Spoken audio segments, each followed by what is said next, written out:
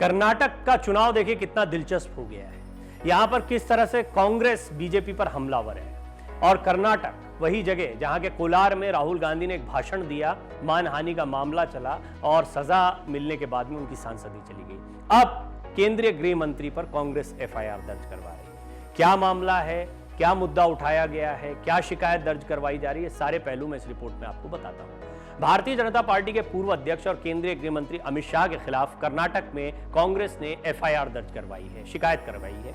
और ये शिकायत क्या है, इस पर रणदीप सुरजेवाला ने क्या कहा, ये मैं आपको बताऊं। उससे पहले ये जानना जरूरी है कि गृह मंत्री अमित शाह कर्नाटक पर बहुत फोकस कर रहे हैं। बीजेपी के लिए कर्नाटक के किले को बचाना एक बहुत बड़ी चुनौती है। इसमें पुरजोर तरीके से वो जुटे हुए हैं। एक के बाद एक बड़ी रैलियां की जा रही हैं। खासतौर पर जगदीश शेट्टार के कांग्रेस में चले जाने के बाद, हुबली धारवाड़ से लड़ने के बाद बीजेपी को अपनी रणनीति में बहुत बदलाव करना पड़ा है।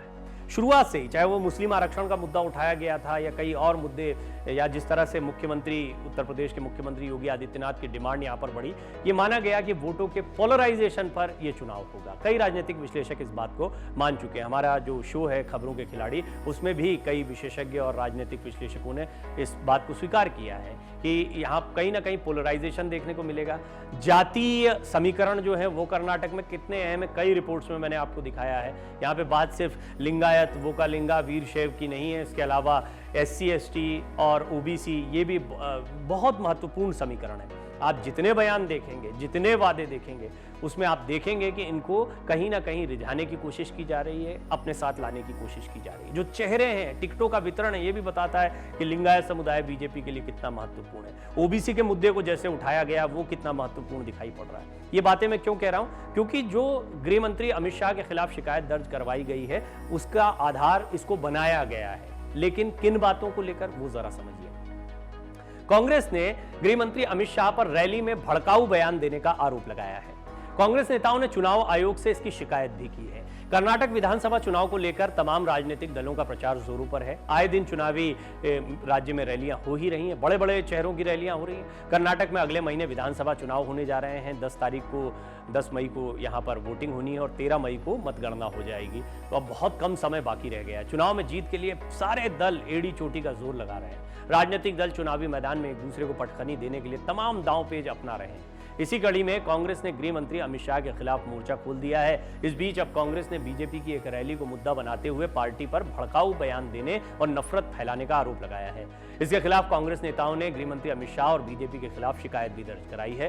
कर्नाटक कांग्रेस प्रभारी रणदीप सिंह सुरजेवाला और प्रदेश कांग्रेस अध्यक्ष D शिवकुमार ने बेंगलुरु के हाई ग्राउंड पुलिस स्टेशन में केंद्रीय गृह मंत्री और भाजपा की रैली के आयोजकों के खिलाफ कथित रूप से भड़काऊ बयान देने, दुश्मनी और नफरत को बढ़ावा देने और विपक्ष को बदनाम करने का आरोप लगाते हुए शिकायत दर्ज करवाई है।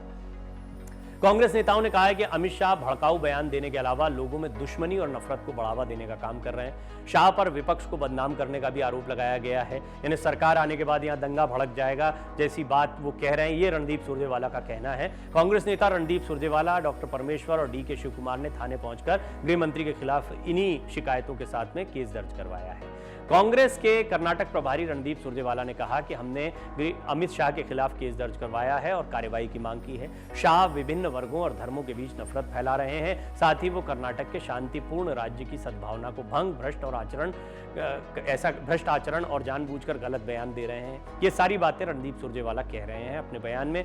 वो और उनका ये भी आरोप है कि वो कांग्रेस को बदनाम करने की कोशिश कर रहे हैं। वहीं कर्नाटक कांग्रेस के अध्यक्ष DK शिवकुमार ने कहा कि अमित शाह ने कहा था कि अगर कर्नाटक में कांग्रेस सत्ता में आई तो सांप्रदायिक दंगे हो जाएंगे। ये कैसे कह सकते हैं वो। हमने उनके खिलाफ चुनाव आयोग के पास भी शिकायत दर्ज करवाई है।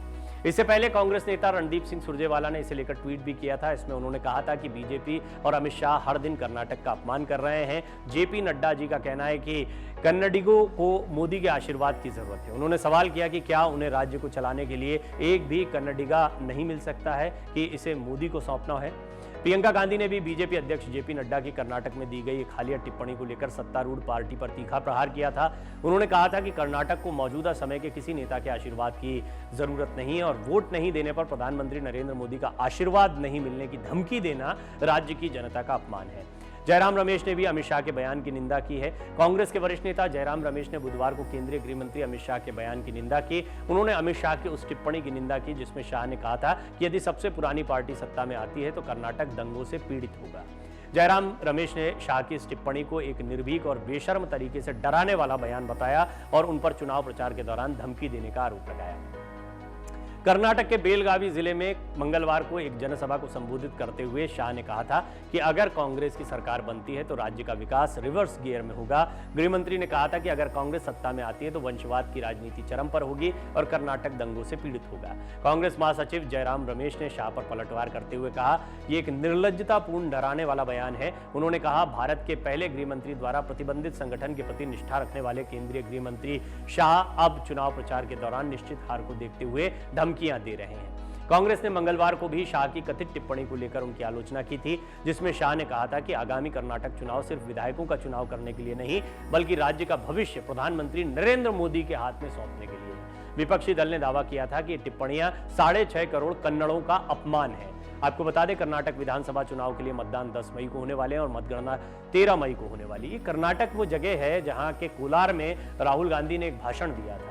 उस भाषण में उन्होंने जो कुछ कहा था वो मामला अब देखिए 2024 के चुनाव के पहले गरमाया। क्यों? क्योंकि उनको सजा हुई। सूरत के सेशन कोर्ट ने उन्हें मानहानि के मामले में सजा दे दी। इसी तरह से चुनाव का दौर था। हालांकि लोकसभा चुनाव के प्रचार के लिए उस वक्त वहां पर राहुल गांधी थे और उन्होंने नीरव मोदी, ललित मोदी और नरेंद्र मोदी सभी चोरों के सरनेम मोदी क्यों होते हैं जैसी टिप्पणी दे दी थी। इस टिप्पणी को बहुत गंभीरता से लिया गया। पूर्णेश मोदी जो कि विधायक हैं, भाजपा के पूर्व मंत्री भी हैं, उन्होंने अपनी शिकायत दर्ज करवाई थी, मामला दर्ज करवाया था और राहुल गांधी को 2 साल की इसमें सजा हो गई। मैक्सिमम 2 साल की सजा होती है और अधिकतम सजा उनको इसमें दी गई। इसके बाद राजनीति गर्मा गई। कई कानूनी विशेषज्ञों ने जो कि कांग्रेस से जुड़े हुए हैं ये कहा कि ये अधिकतम सजा दी ही नहीं जानी चाहिए थी, मामला बनता नहीं है। लेकिन देखिए, कानून अपना काम करता है और किस तरीके से एक टिप्पणी, एक भाषण भारी पड़ा। क्या ये उसी को काउंटर करने के लिए एक बड़ा सवाल है। आप भी अपनी टिप्पणियां इस पर करें कि अमित शाह के खिलाफ अब FIR दर्ज कराना, चुनावी भाषण को उसका आधार बनाना और ये कहना कि कथित तौर पर उन्होंने दंगे भड़कने की बात कही है या कथित तौर पर उन्होंने एक तरीके से धमकाया है कि प्रधानमंत्री मोदी का आशीर्वाद कर्नाटक की जनता को मिले। आपको क्या लगता है? आप इस पर अपनी राय जरूर रखें। बहरहाल कांग्रेस की एक बड़ी रणनीति दिखाई पड़ती है। चुनाव के दौरान गृह मंत्री अमित शाह के भाषण पर शिकायत दर्ज कराते हुए उनके खिलाफ बाकायदा FIR कांग्रेस ने दर्ज करवाई। कर्नाटक चुनाव के दौरान कांग्रेस की तरफ से स्टार प्रचारकों में सबसे बड़ा नाम प्रियंका गांधी का दिखाई पड़ रहा है। राहुल गांधी और प्रियंका लगातार रैलियां कर रहे हैं। कर्नाटक के अलग अलग हिस्सों में प्रियंका के रोड शोज हो रहे हैं। इसी दौरान चिकमंगलुरु में चुनावी रैली को उन्होंने संबोधित किया। इस दौरान उनकी रैली में काफी लोगों का जमावड़ा देखने को मिला। आगे की रिपोर्ट में हम आपको बताएंगे कि पीएम मोदी के चुटकुले पर प्रियंका गांधी ने किस तरह से नाराजगी जताई है। प्रियंका गांधी ने पीएम मोदी पर क्या कहा है, प्रियंका गांधी ने पीएम मोदी का वीडियो क्यों शेयर किया है। लेकिन उससे पहले जान लीजिए कि बुधवार को राहुल की सांसदी जाने पर प्रियंका ने कर्नाटक की जनता से क्या कहा। प्रियंका गांधी ने लगातार यहां पर भावुक अपील की है। इस पर एक डिटेल रिपोर्ट हमने बनाई है कि किस तरह चिकमंगलुरु का ही उन्होंने जिक्र किया। इंदिरा गांधी का एक इतिहास रहा है और राहुल गांधी के संघर्ष को उन्होंने इंदिरा गांधी के संघर्ष के साथ में जोड़ा। एक डिटेल रिपोर्ट इस पर हम बना चुके हैं। लेकिन साथ ही साथ में प्रियंका ने पीएम मोदी के चुटकुले पर क्या कहा है वो जानने समझने जैसी बात है, क्योंकि वो सीधे पीएम पर हमला करती हुई दिखाई दी। यहाँ पर कांग्रेस महासचिव प्रियंका गांधी ने प्रधानमंत्री नरेंद्र मोदी के चुटीले अंदाज पर नाराजगी जताते हुए उनकी आलोचना की। उन्होंने प्रधानमंत्री का एक वीडियो साझा किया जहां वो एक चुटकुला सुना रहे हैं जिसमें एक युवती अपने प्रोफेसर पिता के नाम चिट्ठी छोड़ जाती है कि वो आत्महत्या करने जा रही है। पीएम ने अपने चुटकुले में बताया था कि पिता परेशान बेटी की चिट्ठी देखकर गुस्सा हो जाते हैं क्योंकि उसने इसमें वो एक शब्द की स्पेलिंग गलत लिख दी होती है, गलत नजर आती है। पीएम के इस चुटीले अंदाज पर जहां लोग ठहाके भरते नजर आए तो वहीं प्रियंका गांधी ने आत्महत्या जैसे गंभीर विषय पर चुटकुले सुनाने पर हैरानी जताई। उन्होंने वीडियो के साथ लिखा कि युवाओं में अवसाद और आत्महत्या जैसा विषय हंसने वाली बात नहीं है। उन्होंने एनसीआरबी के आंकड़ों का हवाला देते हुए बताया कि 2021 में 1,64,033 भारतीयों ने आत्महत्या की। जिनमें से एक बड़ा प्रतिशत 30 वर्ष से कम उम्र के लोगों का था। बकौल प्रियंका ये एक त्रासदी है, मजाक नहीं। कांग्रेस महासचिव ने प्रधानमंत्री के साथ साथ उन लोगों पर भी निशाना साधा जो पीएम के चुटकुले पर ठहाके लगा रहे थे। उन्होंने कहा कि इस तरह के असंवेदनशील लोगों को मानसिक स्वास्थ्य के मुद्दों का उपहास करने के बजाय खुद को बेहतर ढंग से शिक्षित करना चाहिए और दूसरों को भी ऐसे मुद्दों के प्रति जागरूक करना चाहिए। पीएम मोदी ने क्या चुटकुला सुनाया था, क्या मामला था, वो हम आपको बता देते हैं। दरअसल प्रधानमंत्री मोदी टीवी चैनल के कार्यक्रम में शामिल हुए थे, थोड़ा हल्के फुल्के अंदाज में थे। उनका एक अंदाज भी है, हास्य व्यंग के साथ में वो अपने भाषण रखते हैं, उनके इस अंदाज को बहुत पसंद किया गया है। 2000 देखिए, प्रधानमंत्री का जो सेंस ऑफ ह्यूमर है वो उनकी बड़ी ताकत रहा है अभी तक, और कई नेताओं में ये मिसिंग रहती है। और खासतौर पर जब चुनाव प्रचार का मौका होता है तो उनका बिल्कुल एक अलग अंदाज देखने को मिलता है। मुझे याद है कि उन्होंने खुद भी एक बार बात कही थी कि 4 साल जो होते हैं वो काम करने के लिए होते हैं, 1 साल जो होता है वो चुनावी साल होता है, और चुनावी साल में इस तरह के भाषण, इस तरह की बातें आती हैं। चुनावी साल हालांकि हमेशा बना रहता है, क्योंकि गुजरात का चुनाव, हिमाचल का चुनाव अभी गुजरा, इसके बाद में अब हम देख रहे हैं कि अभी कर्नाटक का चुनाव, फिर राजस्थान, मध्य प्रदेश, छत्तीसगढ़ के चुनाव। तो ऐसा कोई समय नहीं होता। इस पर कई बार बात हुई, राजनीतिक विश्लेषकों ने भी कहा था कि भारत में ऐसा कौन सा समय होता है जब चुनाव का दौर नहीं होता है। खासतौर पर अगर अभी हाल के समय को देखा जाए तो पिछला साल, ये साल और आने वाला साल, ये पूरा चुनावी साल है। पूरे 3 साल हम चुनावी मोड में हैं, और फिर जैसे ही चुनाव के नतीजे आते हैं उसके बाद में आगे के दिनों में हम देखते हैं कि फिर अलग विधानसभा चुनाव, उत्तर प्रदेश का जैसे विधानसभा चुनाव होता है, अपने आप में बहुत बड़ा चुनाव होता है, वो देश के चुनाव की तरह लिया जाता है उसको। इसी तरीके से अलग अलग राज्यों के चुनाव जब होते हैं तो बड़े बड़े नेताओं के भाषण आते हैं, उनके स्टेटमेंट्स आते हैं। तो एक जोक उन्होंने इसी हल्के फुल्के अंदाज में सुनाया था। उन्होंने बताया था कि एक चुटकुला उन्होंने बचपन में सुना था कि एक प्रोफेसर थे, उनकी बेटी ने आत्महत्या की, एक चिट छोड़ गई थी कि मैं ज़िंदगी से थक गई हूँ, जीना नहीं चाहती हूँ, मैं कांकरिया में कूदकर मर जाऊंगी। सुबह प्रोफेसर ने देखा कि बेटी घर में नहीं है। ढूंढने पर उसके बिस्तर पर एक चिट्ठी मिली, जिसे पढ़कर प्रोफेसर को गुस्सा आया। वो सोचने लगे कि मैं प्रोफेसर, मैंने इतने साल मेहनत की और मेरी लड़की अभी भी कांकरिया की स्पेलिंग गलत लिख कर जाती है।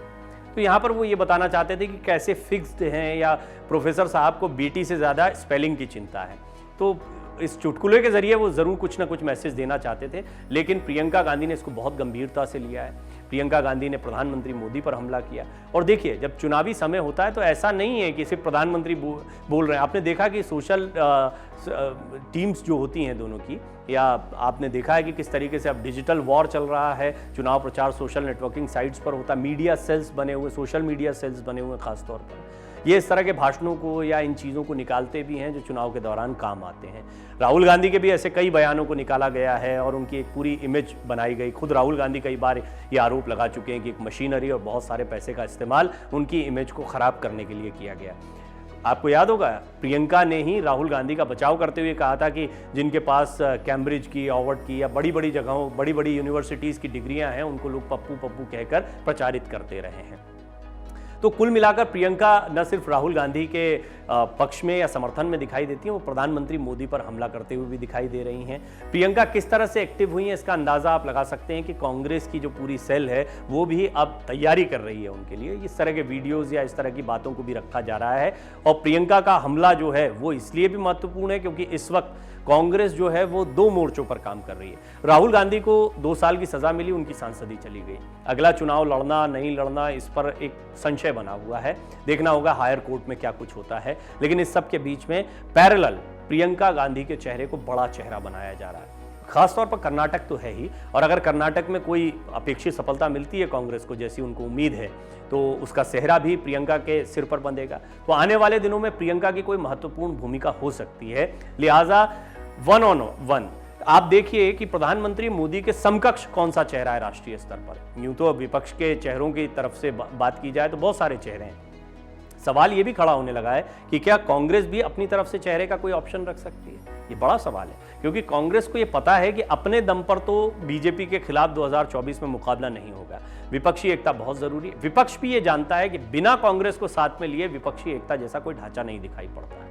बशर्ते केसीआर, तृणमूल कांग्रेस जैसे बड़े विपक्षी घटक दल हैं या जो संभावित तौर पर दिखाई देते हैं कि इस मोर्चे में महत्वपूर्ण हो सकते हैं, वो ये मानते हैं कि राहुल का चेहरा मत रखो। तो क्या ऐसे में प्रियंका का चेहरा सामने होगा? क्या ऐसे में इसीलिए वो प्रधानमंत्री मोदी पर सीधे सीधे हमला कर रही हैं, कटाक्ष करती दिखाई दे रही हैं? हालांकि यहाँ पर उन्होंने प्रधानमंत्री मोदी के एक हास्य विनोद को, एक चुटकुले को बहुत गंभीर माना है। उन्होंने आरोप लगाया है कि आत्महत्या जैसे गंभीर मुद्दों को ऐसे चुटकुलों में नहीं रखना चाहिए, संवेदनहीनता को दिखाता है। और मानसिक स्वास्थ्य, जो लोग ठहाके लगा रहे थे, उनके मानसिक स्वास्थ्य पर भी प्रियंका ने प्रश्न चिन्ह खड़े किए।